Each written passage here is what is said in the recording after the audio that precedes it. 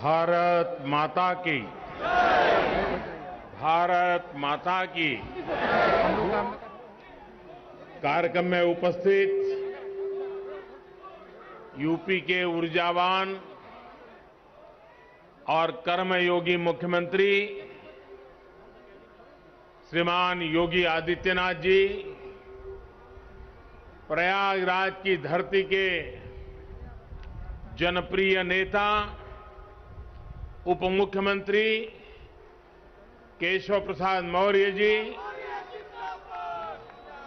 केंद्रीय कैबिनेट में मेरी सहयोगी साध्वी निरंजना ज्योति जी, श्रीमती अनुप्रिया पटेल जी, उत्तर प्रदेश सरकार में मंत्री डॉक्टर महेंद्र सिंह जी, राजेंद्र प्रताप सिंह मोती जी, श्री सिद्धार्थनाथ सिंह जी,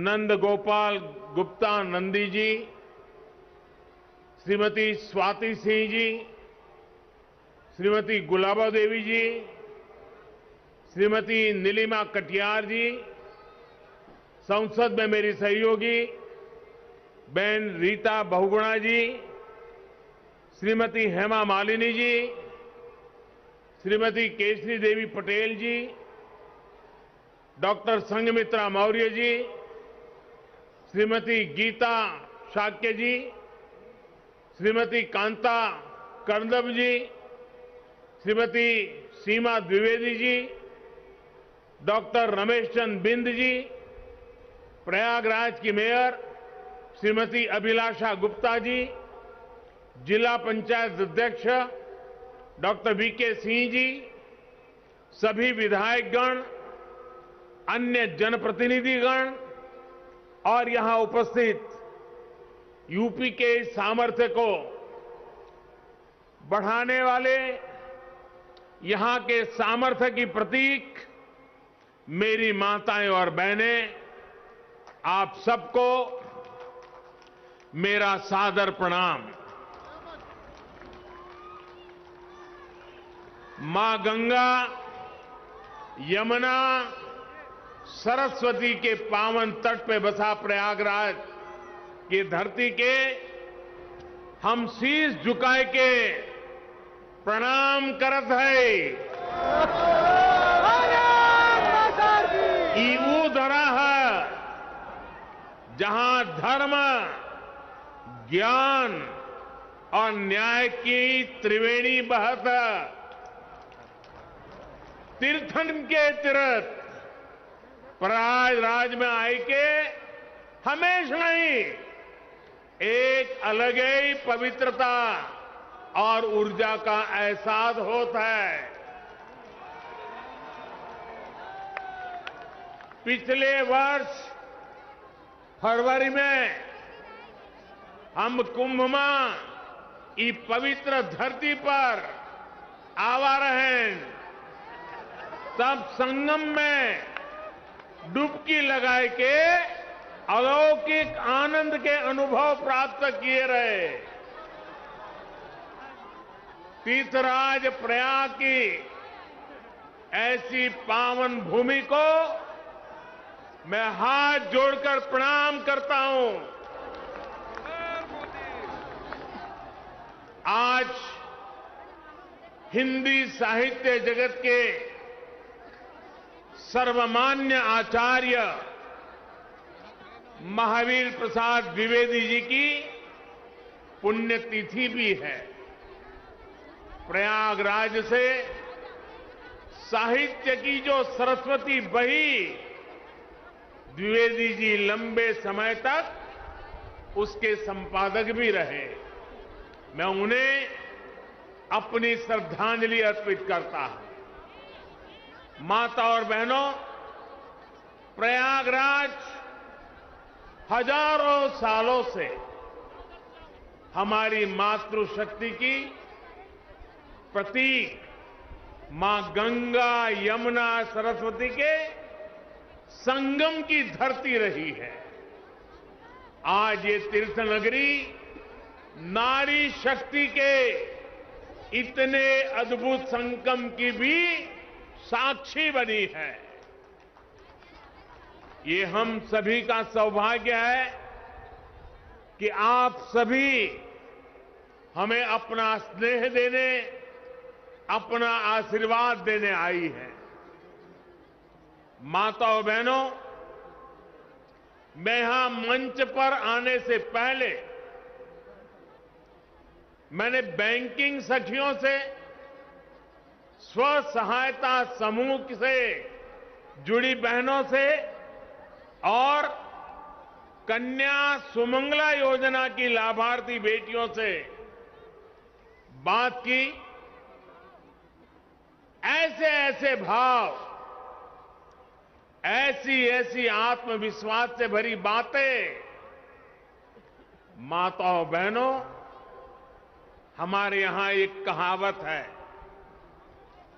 प्रत्यक्षे किम प्रमाणम, यानी जो प्रत्यक्ष है, जो सामने है, उसे साबित करने के लिए कोई प्रमाण की जरूरत नहीं पड़ती।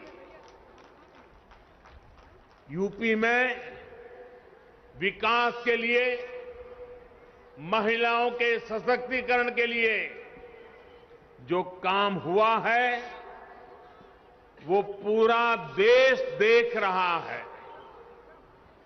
अभी यहां मुझे मुख्यमंत्री कन्या सुमंगला योजना की 1 लाख से ज्यादा लाभार्थी बेटियों के खातों में करोड़ों रुपए ट्रांसफर करने का सौभाग्य मिला। ये योजना गांव गरीब के लिए, बेटियों के लिए भरोसे का बहुत बड़ा माध्यम बन रही है। यूपी ने बैंक सखी का जो अभियान शुरू किया है, वो महिलाओं की रोजगार के अवसरों के साथ ही उनके जीवन में भी बड़े बदलाव ला रही है। सरकार से अलग अलग योजनाओं का जो पैसा सीधे डायरेक्ट बेनिफिट ट्रांसफर डीबीटी के जरिए खाते में आता है, ये पैसा निकालने अब बैंक नहीं जाना पड़ता। बैंक सखी की मदद से ये पैसा गांव में घर पर ही मिल जा करता है। यानी बैंक सखी बैंक को गांव तक लेकर आ गई है। और जो लोग सोच रहे होंगे कि ये तो छोटा सा काम है, उन्हें मैं ये भी बताना चाहता हूं कि बैंक सखियों का काम कितना बड़ा है। यूपी सरकार ने इन बैंक सखियों के ऊपर ऐसे करीब 75,000 करोड़ के लेन देन की जिम्मेदारी सौंपी है। 75,000 करोड़ रुपए का कारोबार ये गांव में रहने वाली मेरी बहनें, मेरी बेटियां कर रही है। जितना लेन देन गांव में होगा, उतनी ही उनकी आमदनी भी होगी। इनमें से ज्यादातर बैंक संख्या वो बहनें हैं कुछ समय पहले तक जिनके खुद के बैंक के खाते भी नहीं थे, लेकिन आज इन महिलाओं के हाथों में बैंकिंग की, डिजिटल बैंकिंग की ताकत आ गई है। इसलिए देश देख रहा है कि यूपी में कैसे काम हो रहा है। और तभी तो मैं कहता हूं, प्रत्यक्षे किम प्रमाणम। माताओं बहनों, यूपी ने टेक होम राशन, जच्चा बच्चा को दिए जाने वाले पोषण को तैयार करने की जिम्मेदारी भी महिलाओं के हाथों में सौंपी है। ये पोषण वाला राशन और आहार अब सेल्फ हेल्प ग्रुप में साथ मिलकर महिलाएं खुद बनाएगी। ये भी बहुत बड़ा काम है। सालाना हजारों करोड़ रुपए का काम है। जिन 202 पुष्टाहार उत्पादन यूनिट्स का आज शिलान्यास हुआ है, उनसे सेल्फ हेल्प ग्रुप की महिलाओं की आमदनी भी होगी और गांव के किसानों का भी बहुत बड़ा लाभ होगा। गांव की महिलाएं अपनी फैक्ट्री में पुष्टाहार बनाने के लिए फसल, अनाज गांव से ही तो खरीदने वाली हैं। यही तो सशक्तिकरण के वो प्रयास हैं जिन्होंने यूपी की महिलाओं का जीवन बदलना शुरू कर दिया है। सरकार अलग अलग सेक्टर्स में स्वयं सहायता समूहों को जो सहायता दे रही है, इसकी एक किस्त के तौर पर आज मुझे 1000 करोड़ रुपए ट्रांसफर करने का सौभाग्य मिला है। यूपी के विकास की धारा अब किसी के रोकने से रुकने वाली नहीं है। उत्तर प्रदेश की महिलाओं ने, माता बहनों, बेटियों ने ठान लिया है, अब वो पहले की सरकारों वाला दौर वापस नहीं आने देगी। डबल इंजन की सरकार ने यूपी की महिलाओं को जो सुरक्षा दी है, जो सम्मान दिया है, उनकी गरिमा बढ़ाई है, वो अभूतपूर्व है। भाइयों और बहनों, माताओं, बहनों, बेटियों, उनका जीवन पीढ़ियों को प्रभावित करने वाला, पीढ़ियों का निर्माण करने वाला जीवन होता है। एक बेटी का सामर्थ्य, उसकी शिक्षा, उसका कौशल सिर्फ परिवार ही नहीं, समाज की, राष्ट्र की दिशा तय करती है। इसलिए 2014 में जब हमने मां भारती के बड़े सपनों, बड़ी आकांक्षाओं को साकार करने का बीड़ा उठाया, तो सबसे पहले देश की बेटी की विश्वास को नई ऊर्जा देने का प्रयास शुरू किया।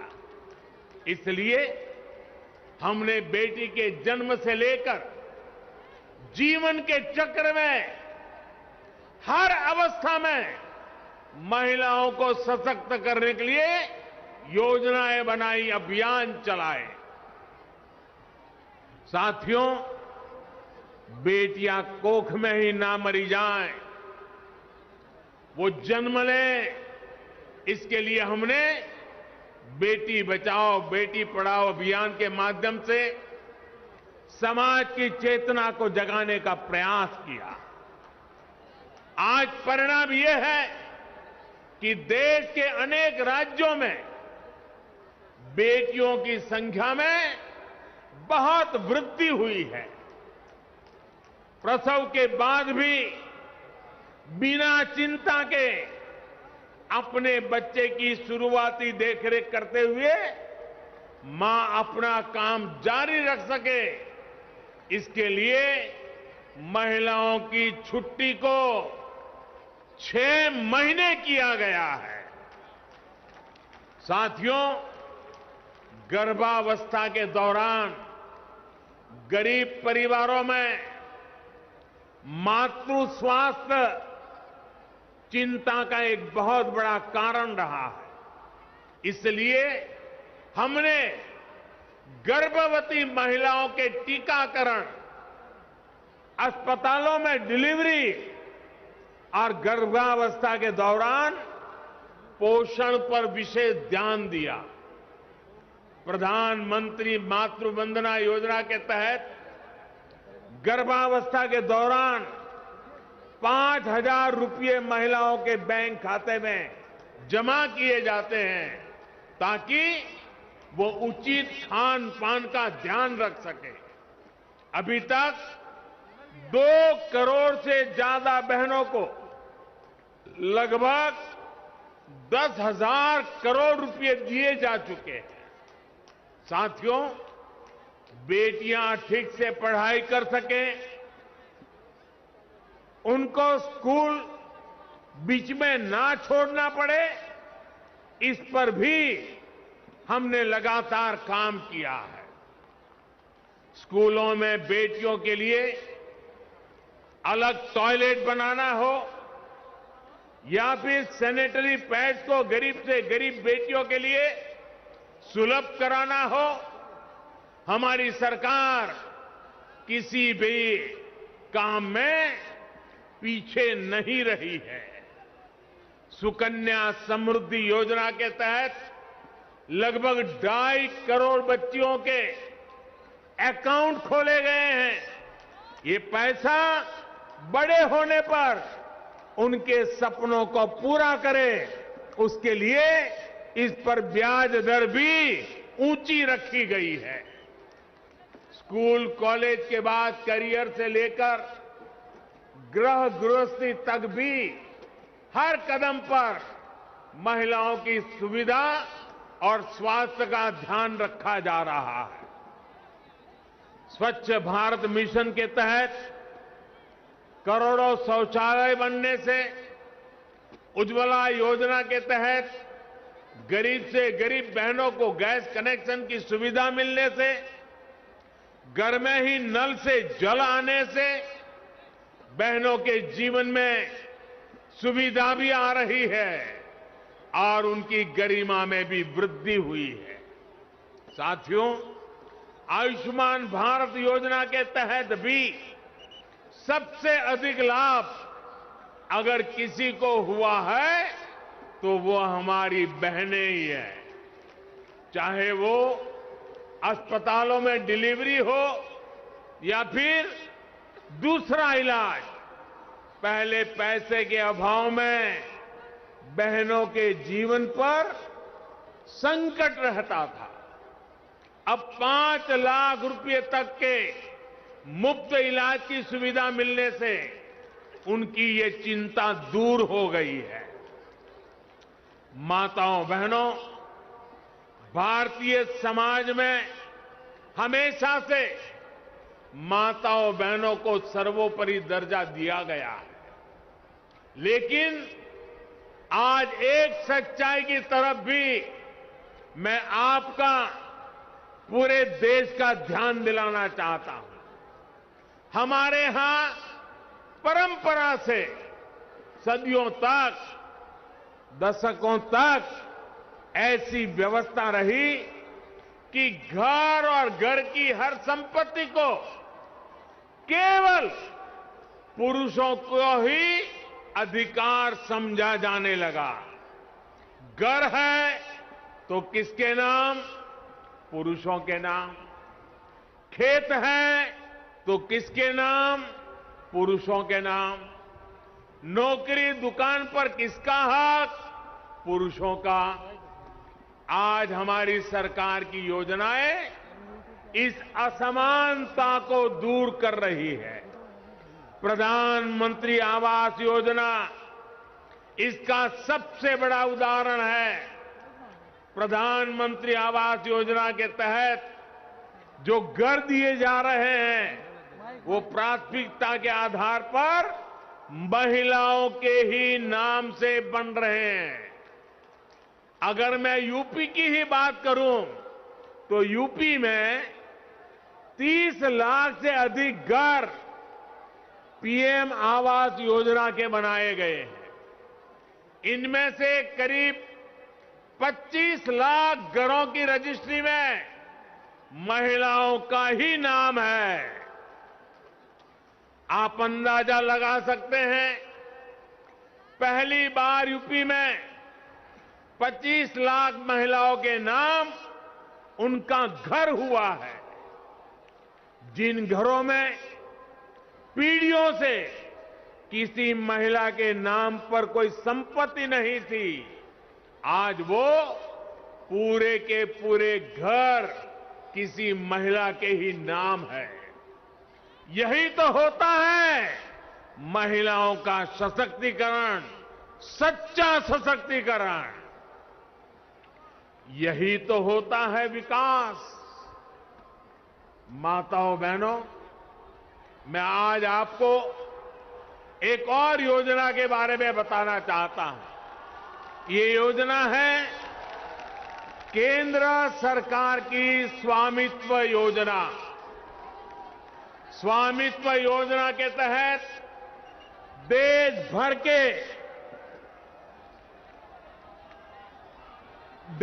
भर के गांवों में घरों को जमीनी के ड्रोन से तस्वीर लेकर घर के मालिकों को प्रॉपर्टी के कागज दिए जा रहे हैं। घरौनी दी जा रही है। ये घरौनी देने से घर की महिलाओं को प्राथमिकता दी जा रही है। अगले कुछ वर्षों में उत्तर प्रदेश के गांव में योगी जी की सरकार हर घर की मैपिंग कराकर ऐसे ही घरौनी देने का काम पूरा कर लेगी। फिर जो बने हुए घर है उनके कागज में भी घर की महिलाओं का नाम होगा, घर की माताओं का नाम होगा। साथियों, रोजगार के लिए, परिवार की आमदनी बढ़ाने के लिए जो योजनाएं देश चला रहा है उसमें भी महिलाओं को बराबर का भागीदार बनाया जा रहा है। मुद्रा योजना आज गांव-गांव में गरीब परिवारों से भी नई नई महिला उद्यमियों को प्रोत्साहित कर रही है। इस योजना के तहत मिले कुल ऋण में से लगभग 70% महिलाओं को दिए गए हैं।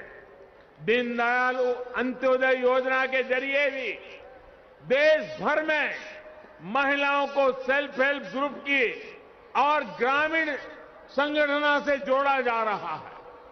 महिला स्वयं सहायता समूह की बहनों को तो मैं आत्मनिर्भर भारत की चैंपियन मानता हूं। मैं स्वयं सहायता समूह असल में राष्ट्र सहायता समूह है। इसलिए राष्ट्रीय आजीविका मिशन के तहत 2014 से पहले के 5 वर्षों में जितनी मदद दी गई, बीते 7 साल में उसमें लगभग 13 गुना बढ़ोतरी गई है। 13 गुना बढ़ोतरी। हर सेल्फ हेल्प ग्रुप को पहले जहां 10 लाख रुपए तक का बिना गारंटी का ऋण मिलता था, अब ये सीमा भी दोगुनी यानी 20 लाख की गई है। माताओं बहनों, शहर हो या गांव, महिलाओं के लिए हमारी सरकार हर छोटी बड़ी मुश्किलों को ध्यान में रखते हुए फैसले ले रही है। कोरोना के इस कालखंड में आपके घर का चूल्हा जलता रहे, इसके लिए मुफ्त राशन देने की व्यवस्था हमारे ही सरकार ने की है।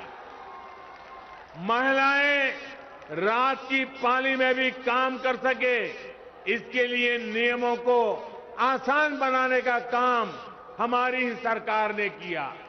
खदानों में महिलाओं के काम करने पर जो कुछ बंदिश थी वो हमारी ही सरकार ने हटाई है। देश भर के सैनिक स्कूलों के दरवाजे लड़कियों के लिए खोल देने का काम हमारी सरकार ने किया है। रेप जैसे संगीन अपराधों की तेजी से सुनवाई के लिए हमारी सरकार देश भर में करीब 700 फास्ट ट्रैक कोर्ट स्थापित कर चुकी है। मुस्लिम बहनों को अत्याचारों से बचाने के लिए 3 तलाक के खिलाफ कानून हमारी सरकार ने बनाया है। साथियों, बिना किसी भेदभाव, बिना किसी पक्षपात, डबल इंजन की सरकार बेटियों के भविष्य को सशक्त करने के लिए निरंतर काम कर रही है। अभी कुछ दिन पहले ही केंद्र सरकार ने एक और फैसला किया है। पहले बेटों के लिए शादी की उम्र कानूनन 21 साल थी, लेकिन बेटियों के लिए ये उम्र 18 साल की ही थी।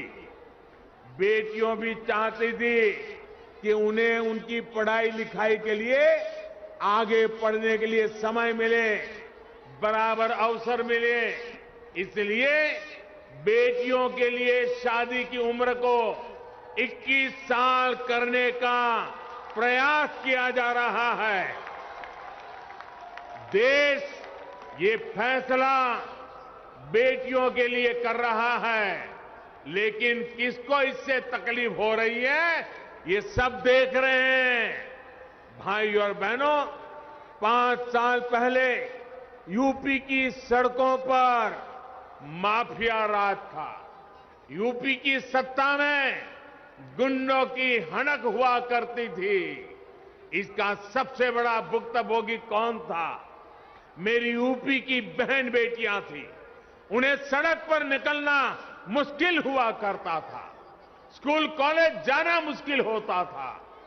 आप कुछ कह नहीं सकती थी, बोल नहीं सकती थी, क्योंकि थाने गई तो अपराधी बलात्कारी की सिफारिश में किसी को फोन आ जाता था।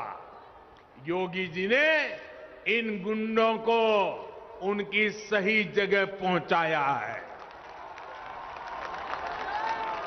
आज यूपी में सुरक्षा भी है, यूपी में अधिकार भी है। आज यूपी में संभावनाएं भी हैं, आज यूपी में व्यापार भी है। मुझे पूरा विश्वास है, जब हमारी माताओं बहनों का आशीर्वाद है, इस नई यूपी को कोई वापस अंधेरे में नहीं धकेल सकता। भाई और बहनों, आइए प्रयागराज की पुण्य भूमि से ये संकल्प लें, हमारा यूपी आगे बढ़ेगा, हमारा यूपी नई ऊंचाइयां छुएगा। आप सभी माताओं बहनों, आपके आशीर्वाद के लिए, आपके समर्थन के लिए और यूपी के आगे बढ़ाने में आपकी सहभागिता के लिए मैं फिर से एक बार आपको आदरपूर्वक नमन करता हूं।